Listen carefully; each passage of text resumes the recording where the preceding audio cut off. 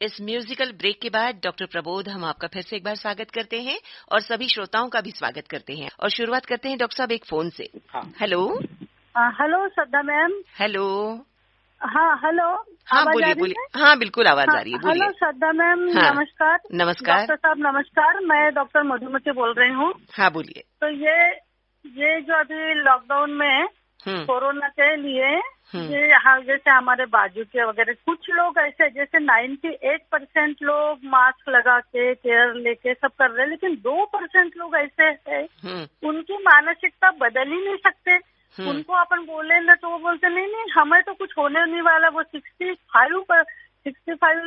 Year के लोग हैं या 20 के हैं, ये नहीं। और जैसे 4 लोग खड़े रहते हैं और 4 लोगों में एक ने मास्क लगाया है जी। तो इस डॉक्टर साहब इस मानसिकता को किस तरीके से अपन बताएंगे और करेंगे जी? ये 2% से बहुत धोखा है जी। जी डॉक्टर साहब जी जी हाँ।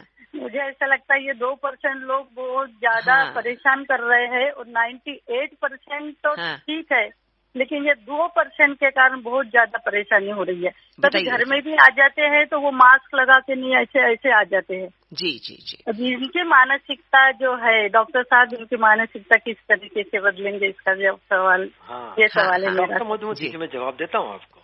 और एक कहावत के साथ शुरुआत करता हूँ कि things which can not be cured are to be endured. जो का कोई इलाज नहीं होता उसे हमें सहन करना पड़ता है। अभी आपने जो 2% बताया ना, ये 2% लोग हर फील्ड में है। कोरोना की बात ना करो, हर फील्ड में 2% या 1% लोग ऐसे होते हैं जो डिविएंट होते हैं, जो थोड़े से डिस्टर्बेंस क्रिएट करते हैं। पर अभी हम उनके ऊपर फोकस करें तो हम हमारी शांति खो दें। उनको एक जीनोफोबिया नाम का एक बीमारी होती है। फिर उनको xenophobia is the phobia for a particular sect, culture, group, tendency, ऐसे वो एथनिसिटी, ठीक है ना। हम उसमें वो जीनोफोबिया आने का डर लगता है ये 2% के कारण। तो अभी ये 2% लोग हमारे घर में तो पक्का नहीं आ सकते। मतलब वो बाहर दिख रहे हैं हमको 4 में से जो भी कुछ या 10 में से जो भी कुछ, पर आपको अधिकार है डॉक्टर मधुमती जी कि आपके घर में एक भी व्यक्ति बिना मास्क का नहीं आएगा, क्योंकि आप वो बिना मास्क पहने दरवाजा ही मत खोलिए।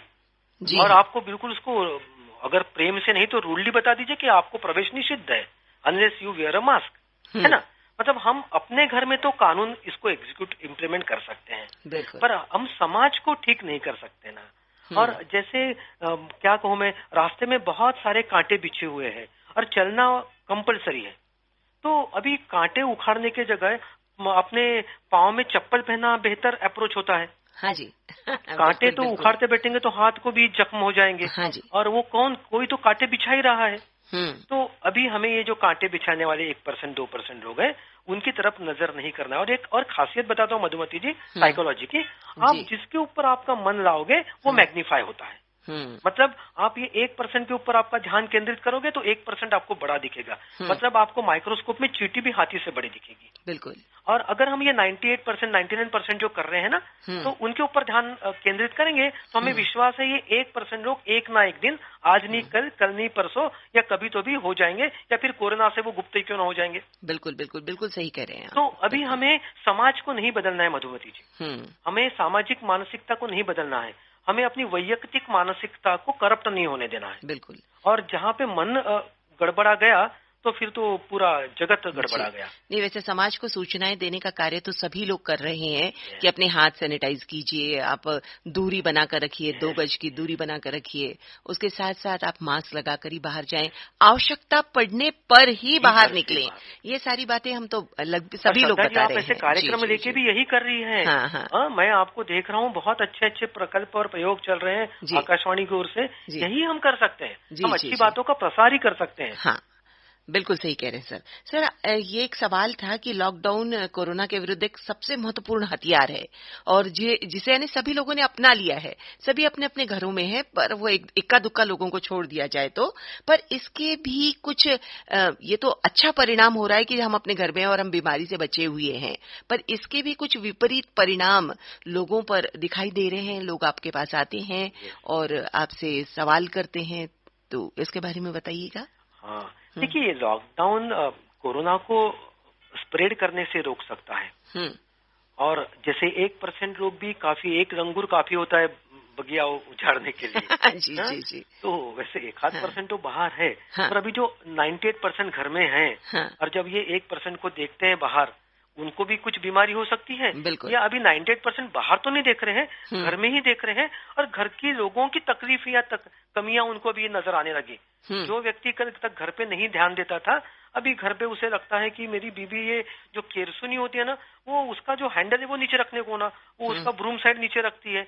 वो कपड़े जब सुखाती है तो वो जो बाहरी पोर्शन है वो बाहर रहना चाहिए, अंदर का पोर्शन वो ऐसे इसके भी लोग मेरे पास आ जाते हैं। अच्छा जी, मतलब कैसे कि जब अपन किटकिट करना, किडे खाना म्हणतो ना, यानी ये छोटी सी बात आहे, झाडू खालच्या बाजूला ठेवली, दांडावरच्या बाजूला ठेवला, म्हणजे गॅसची कमी नाही करत, मोठ्या आचवरच करते। म्हटलं अरे तुला कालपर्यंत तर माहिती नव्हता, आता घरी आहे म्हणून तुला कळायला लागलं, तू चिडचिड का करतो? तो हमें पता चलता है कि इसको हम ये कहेंगे कि ही डिस्प्लेसमेंट नाम का एक पैथोलॉजिकल एक डिफेन्स मेकॅनिझम आहे, ते वड्याचं तेल वांग्यावर काढतोय, त्याचा राग कुठचा तरी आहे तो घरी काढतोय, असे प्रकरण आता वाढायला लागले। सर और एक फोन ले लेते हैं। हेलो जी नमस्कार। नमस्कार। हाँ जी कहिए।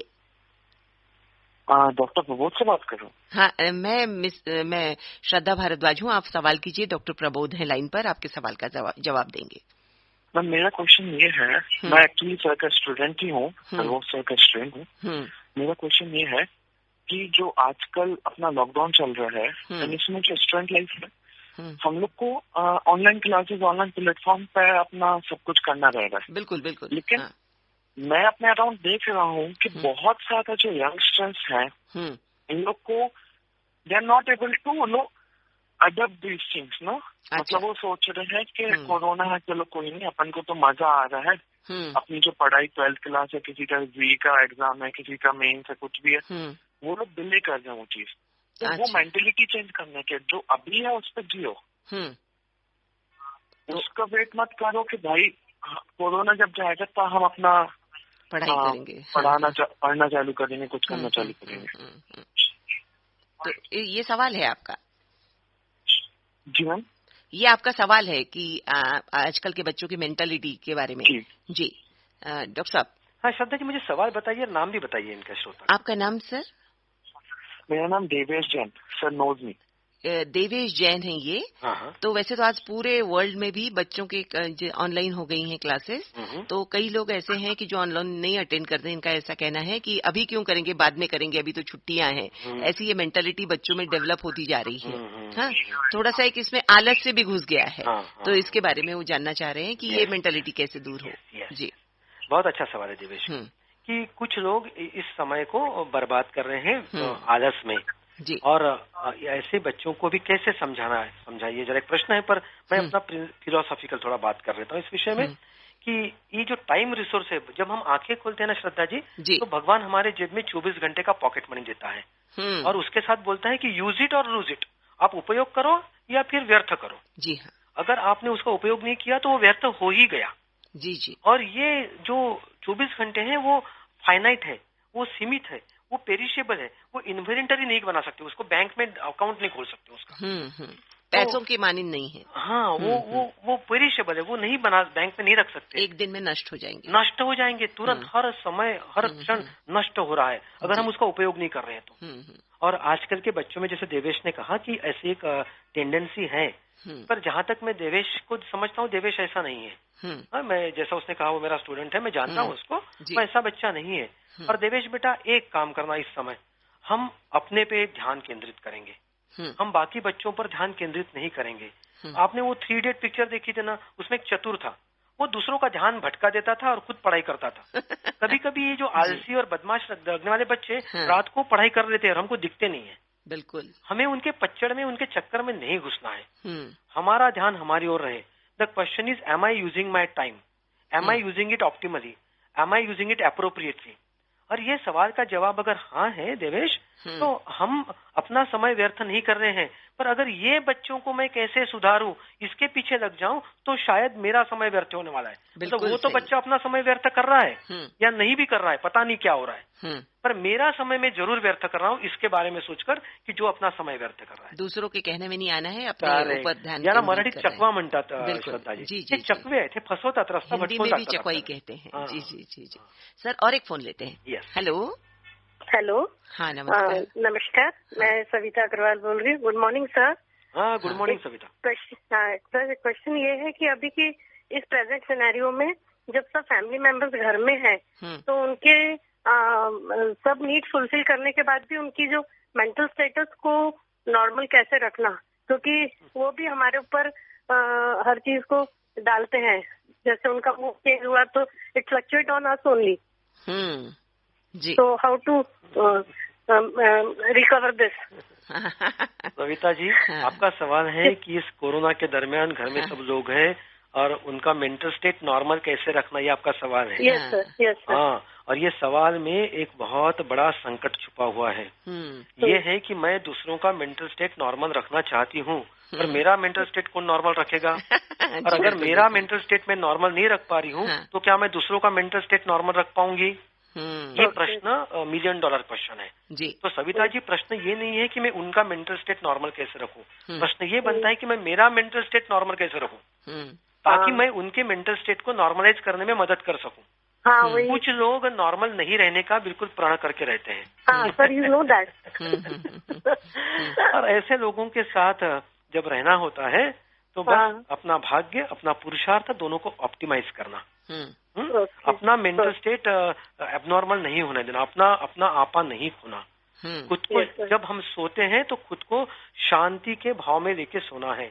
जब उठते हैं तो एक आत्मविश्वास और एक सकारात्मकता के साथ उठना है, एक पॉजिटिविटी लाना है आंख खोलने के बाद, और इसके बाद जो भी कुछ होगा वो ईश्वर के दरबार में रख देना है। नमिता जी, आपको मेरा जवाब पसंद आया होगा ऐसा मैं मानता हूं। बिल्कुल सर, बिल्कुल, आई एम सेटिस्फाइड और बहुत खुशी हुई आपसे बात करके। सर इस समय इतने सारे मन एक साथ घर में हैं, उसके साथ हम भी हैं। अब मुझे ऐसा लगता है कि इतने दिनों में शुरू में तो हमने बहुत सारी चीजें बना ली, बहुत सारे घर साफ सफाई कर ली, यानी जितना जो पेंडिंग काम था वो सारी चीजें कर ली।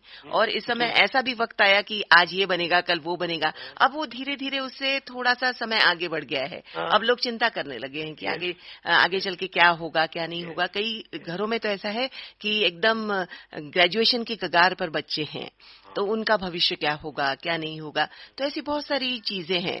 तो जो यूथ आपके पास आते हैं, जो हमारे जवान हैं अभी के, तो वो आपके पास किन सवालों को लेकर आते हैं, ये बताइएगा। आपने जैसा कहा श्रद्धा जी, वो भविष्य की चिंता ही कर रहे हैं। पर ये समय ऐसा है, युद्ध जब होता है ना, तो युद्ध का परिणाम क्या होगा, ये गौण सवाल रहता है कि आज मैं युद्ध कैसे कर रहा हूँ, ये सवाल अहम होता है जी। तो मैं वर्तमान अगर बचा लूं, आज मैं ये कोरोना का जो लॉकडाउन पीरियड है उसके बाद भी जो एक क्या सावधानी का पीरियड रहेगा, लॉकडाउन खत्म होगी तो सावधानी खत्म नहीं हो सकती है, सावधानी का पीरियड रहेगा। उसमें मेरा परीक्षा का 1 वर्ष या प्रमोशन का 1 वर्ष या बिजनेस में के 1 साल का प्रॉफिट, ये बहुत छोटी कॉस्ट हम देने वाले हैं, बहुत छोटी कॉस्ट है। तो ये हमारे स्वास्थ्य और इसको 2 पलड़ों में रखें। जान है तो जान है, बिल्कुल बिल्कुल, और ये जान को बचाना है। बिल्कुल सर, एक सवाल लेते हैं। हेलो। हाँ जी, नमस्कार। श्रद्धा मैडम नमस्कार। हाँ जी बोलिए। एडवोकेट ज्ञानेश कुमार काळे बात कर रहा हूँ। अच्छा जी, नमस्कार। मुझे सर डॉक्टर प्रमोद सर से एक सवाल पूछना था। बिल्कुल कीजिए। सवाल ये है कि कोरोना की वजह से आज हर कोई अपना कंफर्ट जोन जो है उसका खत्म हो गया है। अच्छा। और उस कंफर्ट जोन से बाहर निकलने के लिए जो मैच्योर्ड लोग हैं उनकी तो एक लेवल है, they can understand their problem and they can sort out it जी। लेकिन जो कॉलेज गोइंग स्टूडेंट्स जो है उनको किस प्रकार से इसमें से बाहर निकाला जा सके? जी सर। यस, मैंने सवाल सुन लिया एडवोकेट काले जी का, और उनका कहना है कि हमारा जो कंफर्ट जोन है वो तो पीछे छूट चुका है, और अभी ये जो कॉलेज गोइंग स्टूडेंट है इनको हम कैसे कंफर्ट जोन में, उनके कंफर्ट जोन में इस्टेब्लिश करें, कैसे ही सवाल है। राइट। अभी ये परिस्थिति ने हमारा कंफर्ट जोन बदल दिया है, ये सच बात है। जी। पर कंफर्ट जब बदलता है तो वो बदलाव में भी हम अपना कंफर्ट ढूंढ ही लेते हैं काले सर। जी।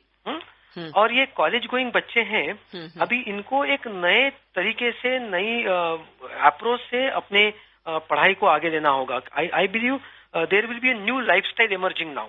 अभी हमारी जीवन जीने की शैली, और ये ग्लोबल की बात कर रहा हूँ मैं, नागपुर की या कॉलेज गोइंग की ही नहीं, हमारी जीवन जीने की शैली ही अभी बदलने वाली है। अभी पता चल गया कि बहुत सारा पैसा और बहुत सारे संसाधन या बहुत सारा क्वालिफिकेशन कभी कभी काम में नहीं आता। आज सबसे अहम भूमिका अगर कोई निभा रहा है तो वो किसान है, वो जवान है, वो पुलिस है, वो हेल्थ प्रोफेशनल्स है, और वो जो सकारात्मकता बढ़ाने वाले लोग हैं वो है। जी हाँ, बिल्कुल। और बाकी सब प्रोफेशन रिडंडेंट हो गए हैं, समझ लीजिए। तो और ये कॉलेज गोइंग बच्चा है, और ये अगर इंजीनियर कर रहा है या चार्टर्ड अकाउंटेंसी कर रहा है या लॉ पढ़ रहा है, तो वो सोचेगा मैं लॉ पढ़ के भी मुझे क्या होने वाले प्रोस्पेक्ट। कल तक जो हम सपने देख रहे थे और जो सपनों की बुनियाद थी, वो बुनियाद ही बदल रही है। बिल्कुल सही। और ये नई कंफर्ट जोन डिफाइन करने के लिए शायद कुछ समय जाना आवश्यक है। जी।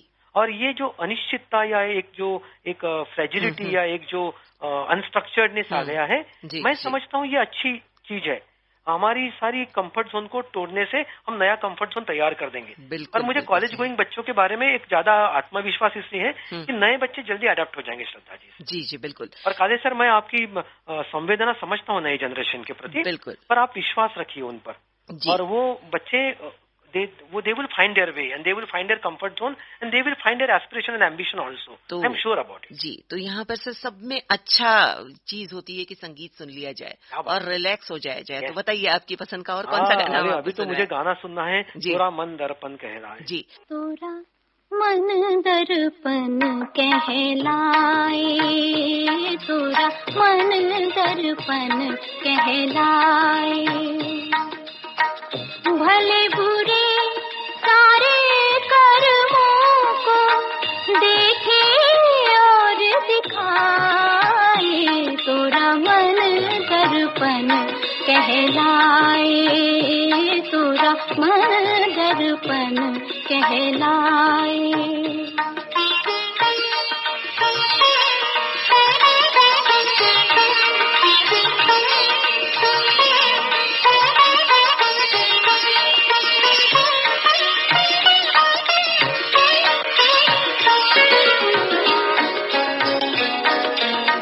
मन ही देवता, मन ही ईश्वर, मन से बड़ा न कोई।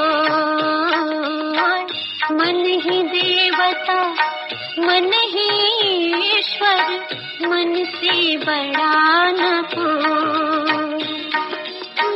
मन उजियारा जब जब फैले, जब उजियारा होए, किस उजले दर्पण पर प्राणी भूल न जमने पाए, तोरा मन दर्पण कहलाए, तोरा मन दर्पण कहलाए।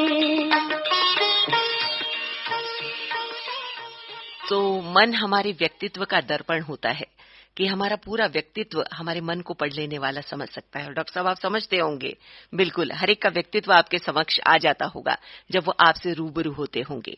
जी, तो श्रोताओं, आप सुन रहे हैं हमारा कार्यक्रम कोरोना से मेरी जंग। तो आप सभी का फिर से एक बार स्वागत। डॉक्टर साहब, आपका भी स्वागत करते हैं।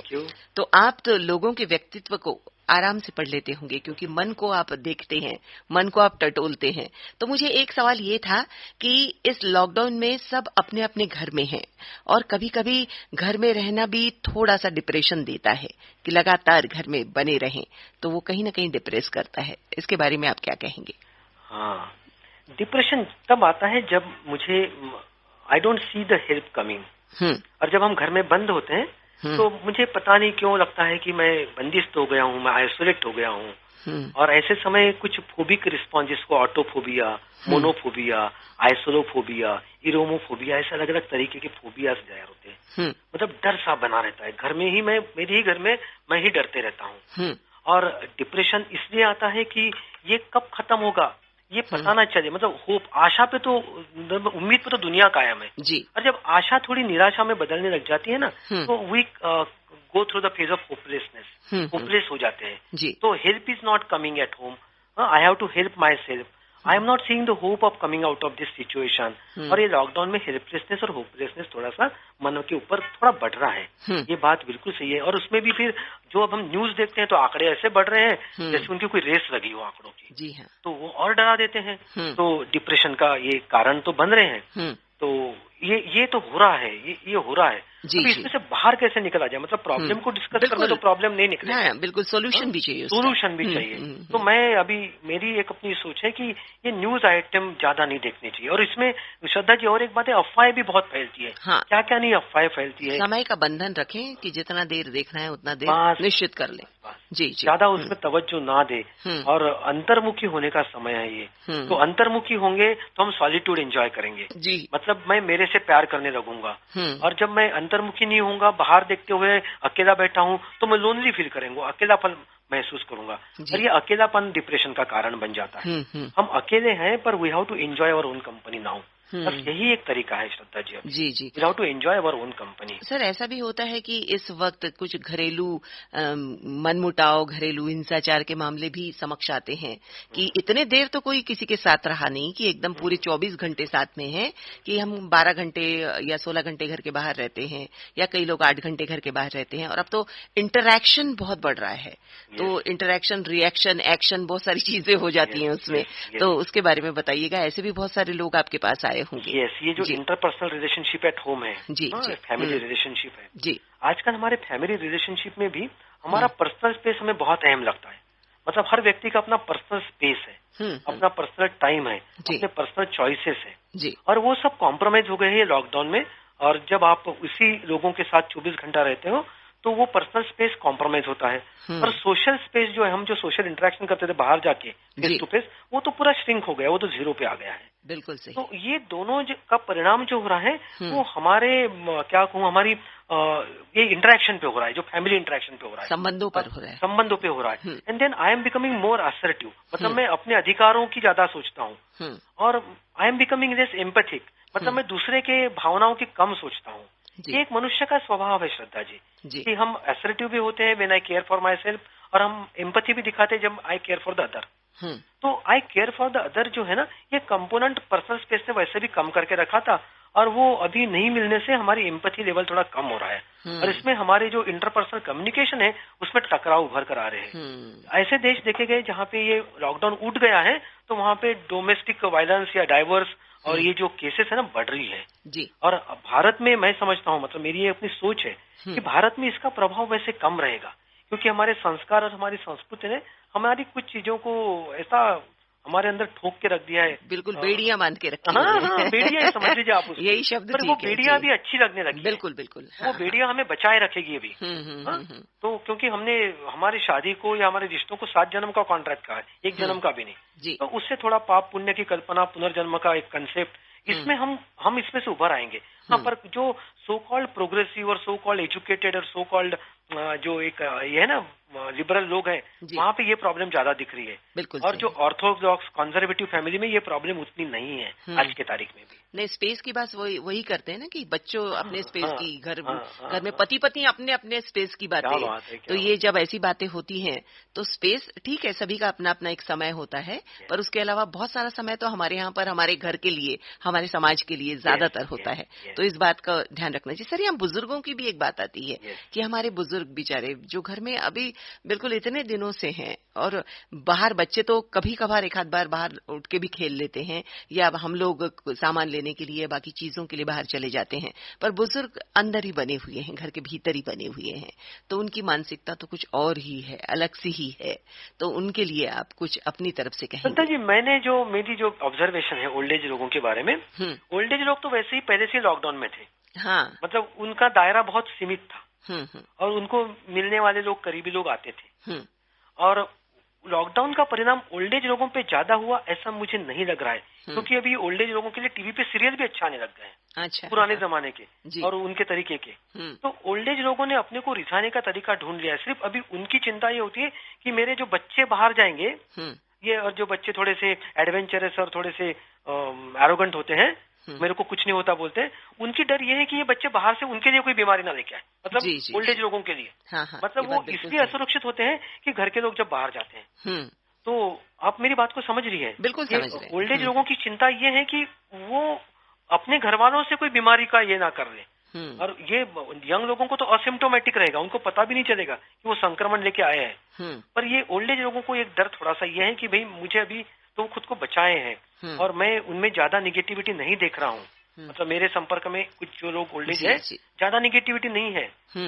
और शायद जिनके घर में ओल्ड एज लोग हैं, मैं तो कहता हूँ उनके घर में एक आशीर्वाद है और एक अच्छा पॉजिटिविटी का असर दिख जाएगा। हमारे घर में बुजुर्ग वैसे भी हमारा बैकबोन होते हैं, हमारा आशीर्वाद होते हैं, और वो सदैव सकारात्मक ऊर्जा को प्रवाहित करते हैं, ये करना वो करना। तो और मुझे ऐसा लगता है कि सभी के घर के बुजुर्ग सकारात्मकता में घर की और भी इजाफा कर रहे होंगे, इस बात का विश्वास रखते हैं। जी जी, ये मेरी हाँ। और यहाँ पर आपकी पसंद का एक और गाना सुनते हैं हम। जी, तो अभी ये पल को जाने दीजिए, आने वाला पल जाने वाला है। बिल्कुल बिल्कुल, हो सके तो इसमें जिंदगी गुजार, और हो सकता है आने वाला पल बहुत ही स्वर्णिम सुंदर भविष्य को लेकर हमारे समक्ष है। बड़ा उज्जवल रहने वाला। जी जी, सुनते हैं गोलमाल फिल्म का गाना।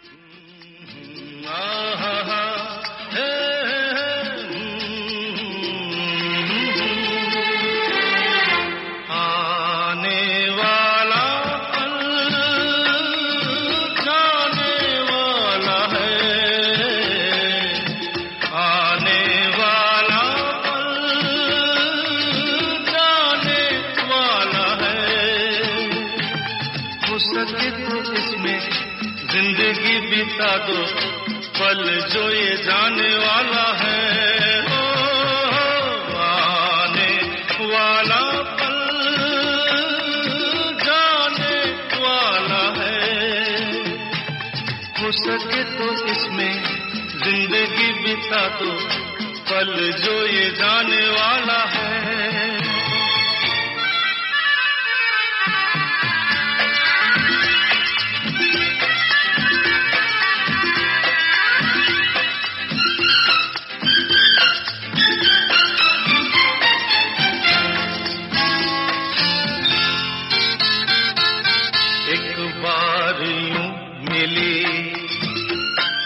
मासूम सी गली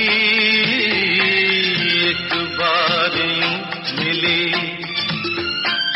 मासूम सी गली हो खिलते हुए कहा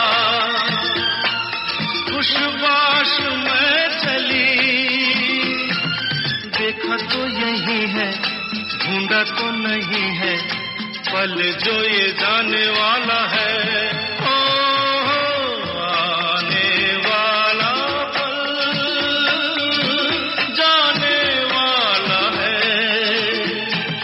हो सके तो इसमें जिंदगी बिता दो पल जो ये जाने वाला है। इस म्यूजिकल ब्रेक के बाद सभी का स्वागत करते हैं।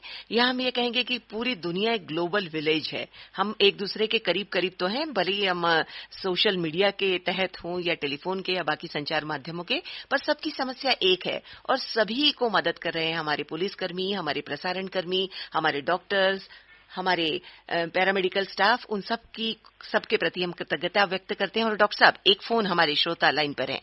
Hello hello. हाँ जी, हाँ जी, डॉक्टर साहब से सवाल पूछना था। अच्छा, आपका नाम? मैं वासुदेव गुरुवे। अच्छी बात है, बताइए, आपका सवाल कीजिए। हाँ जी। हाँ, डॉक्टर साहब को दीजिए। हाँ, सवाल ये है कि अभी ये जैसे लॉकडाउन में इतने दिन घर में रहना है, तो ये तो कोई हैबिट होती नहीं है कि इतने दिन घर में रहना है, तो इसमें थोड़ा सा फ्रस्ट्रेशन आता है, थोड़ा सा नैराश्य आता है कि अभी क्या किया जाए। तो ऐसे समय में किसी काउंसलर से हम अगर बात करते हैं तो ये किस तरह से खुद को हमने कॉन्फिडेंस में रहना चाहिए? जी जी जी जी जी, वो चाहते हैं कि हम कॉन्फिडेंस कैसे गेन करें, या ऐसे रहते, ये किसी की आदत नहीं है इतने दिनों लॉकडाउन में रहने की। जी, तो किसी के समुपदेशन से फायदा हो सकता है क्या? जी जी जी। लॉकडाउन में हम अपना आत्मविश्वास और अपना कॉन्फिडेंस कैसे बरकरार रखें, या किसी का समुपदेशन हम ले सकते हैं क्या, ये भी पूछ रहे हैं ये। अच्छा, ओके, या good. This is a good, उससे फायदा भी हो सकता है क्या, ये भी पूछा। जी जी, मैं association of counsellors of psychotherapist का फाउंडर प्रेसिडेंट हूँ जी। और ये जो संस्था है यहाँ नागपुर में, नागपुर से बाहर भी निःशुल्क और सेवा भाव वृत्ति से समुपदेशन कर रही है। और उन्होंने अपना एक सर्कुलर भी इश्यू कर दिया है। मैं वासुदेव गुरुवे जी को कहूंगा कि कैसे, मैं नंबर तो अभी नहीं दे पाऊंगा, पर association of counsellors of psychotherapist की आप वेबसाइट पे जाइए और आप वहां से फ्री काउंसलिंग भी प्राप्त कर सकते हैं। और समुपदेशक आप में एक चेतना, एक नवविश्वास, एक पॉजिटिविटी, सकारात्मकता लाने में मदद करते हैं। और जब समय कठिन लगता है ना, तो उस समय हमने किसी ऐसे व्यक्ति से जिससे हमें प्रेम की अनुभूति हो, बात करना चाहिए। कई बार लोग पत्थर के मूर्तियों से बात कर लेते थे पुराने जमाने में जी, और आजकल लोगों का विश्वास कम हो गया पत्थर की मूर्तियों पे। तो ऐसे फिर समुपदेशक जो तैयार हैं और निस्वार्थ भाव से फ्री काउंसलिंग भी कर रहे हैं, ऐसे लोगों से जरूर हमने मदद लेनी चाहिए। और ऐसे कितने लोग हैं, मतलब मैं फेसबुक पे भी बहुत लोगों के नाम देखता हूँ कि जो फ्री काउंसलिंग के लिए तैयार है। तो मैं वासुदेव जी को सलाह देना चाहूंगा कि किसी काउंसलर से जरूर आप संपर्क करिए। और एक 5-10 मिनट की बातों से भी आपका दिन अच्छा जाएगा, और एक दिन अच्छा जाएगा, 2 दिन अच्छा जाएगा, और बाद में पता चलेगा आप ही आपका महीना और 2 महीने भी अच्छे निकाल सकते हैं। अरे सोशल मीडिया, वीडियो कॉल, आपका टेलीफोन आपके घर पर है, इतने सारे दोस्त हैं, ढूंढिए कितने सारे दोस्त हैं, और उनसे बात कीजिए। श्रद्धा जी, मदद करने के लिए बिल्कुल बिल्कुल। तो आप बचपन से लेकर अब तक अपनी पूरी फिल्म अपनी जिंदगी की दोहराइए और याद कीजिए कि आप किन किन से बात करना रह गया और किन किन से बात करके आपको अच्छा लगता है। श्रद्धा जी, आप भी काउंसलर हैं। अरे बहुत बहुत धन्यवाद। तो डॉक्टर साहब, आपका बहुत बहुत शुक्रिया हम अदा करते हैं कि आज हमारे श्रोताओं को आपने बहुत अच्छा मार्गदर्शन किया और उनका आत्मविश्वास बढ़ाया। आगे भी हम आपसे जुड़े रहेंगे, आपसे बात करते रहेंगे। आज के लिए इतना ही। आज के लिए हम आपका बहुत बहुत शुक्रिया अदा करते हैं। धन्यवाद। Thank you so much. जी जी। तो श्रोताओं, ये कार्यक्रम था कोरोना से मेरी जंग। इस कार्यक्रम में प्रस्तुति सहयोग सदानंद कामड़ी और सतीश रेवे का मिला। तकनीकी सहयोग हमें मिला संजय कविश्वर, अनिल ढोले और मुरली लाटेलवार का। और श्रोताओं, अगले मुरली बड़वाई जी का भी। अगले कार्यक्रम में श्रोताओं हम डॉक्टर विजय सिंह राजपूत और मैं श्रद्धा भारद्वाज आपसे मिलेंगे किसी एक नए विषय के साथ। उस पर आप सवाल कीजिएगा, आपके सवालों के जवाब कोई एक्सपर्ट आपको देंगे। तो तब तक के लिए आप अपने घर में बने रहिए, सोशल डिस्टेंसिंग रखिए, साथ ही साथ हाथ और पैर सैनिटाइज कीजिए। आप जब भी जाएं बाहर तो मास्क लगाकर जाइए, एहतियात बरतिए, खुश रहिए, मुस्कुराते रहिए। मिलते हैं अगले कार्यक्रम में। नमस्कार।